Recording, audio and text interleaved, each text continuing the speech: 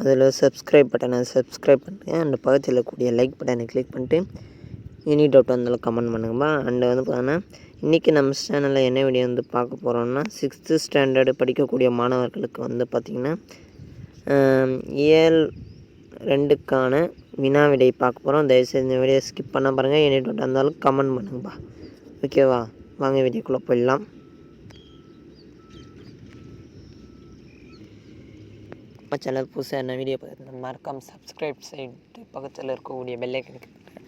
So அப்போ தான் நான் போடுற ஒவ்வொரு வீடியோ நோட்டிஃபிகேஷன் ஆகும்.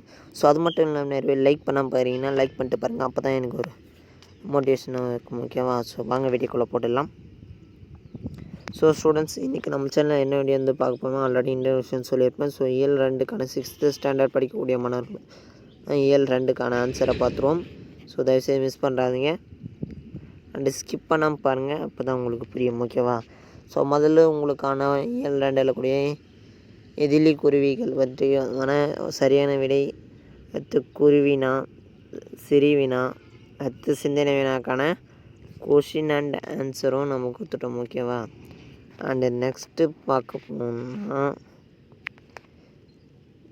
சிறகின் ஓசை, இதுக்கான சரியான விடா கோடிட்ட இடங்களை நிரப்புக, சொற்றொடர் அமைக்க பொருத்தமான சொல்லை கண்டுபிடிச்ச குருவினா கொடுத்துட்டோம். அண்டு நெக்ஸ்ட்டு வந்து பார்த்திங்கன்னா சிறுவினா அகத்து சிந்தனை வினா கற்பவை கற்ற பின் அகத்து உங்களுக்கு வீட்டுக்கு அருகில் உள்ள பறவைகளின் வருவதற்கு என்னென்ன வழிமுறைகள் செய்யலாம் என்பதை பற்றி ஒரு சின்ன தொகுப்பு. ஓகேவா, கலந்துரையாடல்கள்.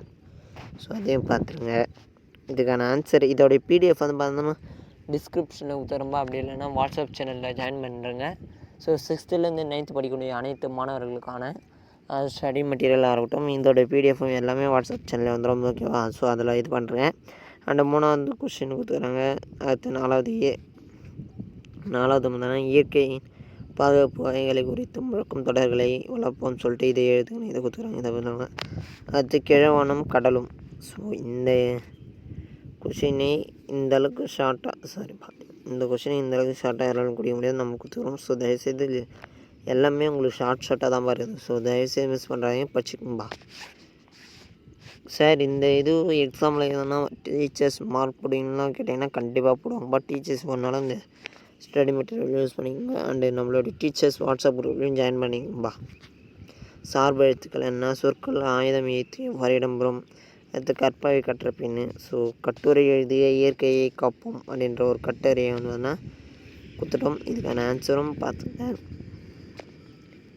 உங்களுக்கு கரெக்டான மார்க் 2 மார்க்னா 2 மார்க், 4 மார்க்னா 4 மார்க் அப்படின்னு சொல்லிட்டு கரெக்டாக போட்டுருவோம். ஓகேவா, நீங்கள் அதெல்லாம் எதுவும் பார்த்துல. மொழியோட விளையாடு அகத்து சொற்களை பிரித்து இணைந்து தொடலாக்குக, பொருத்தமான சொல்லை தேர்ந்தெடுத்துக, வரிசை பாதிப்புள்ள சொற்களை சரியான வரிசையிலே அமைத்தியதுக. ஸோ ஓகேவா,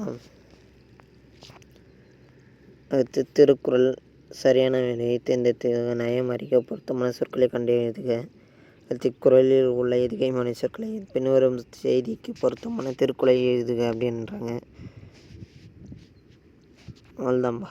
ஸோ இது வரைக்கும் தான் ஆன்சரு. ஸோ தான் ஓகேவா. ஸோ இதோடைய எல்லாமே உங்களுக்கான பிடிஎஃப் எல்லாமே நம்மளுடைய வாட்ஸ்அப் சேனல் வந்து ஸோ தயவுசெய்து மிஸ் பண்ணுறாதீங்க தான் சொல்கிறது. ஏன்னா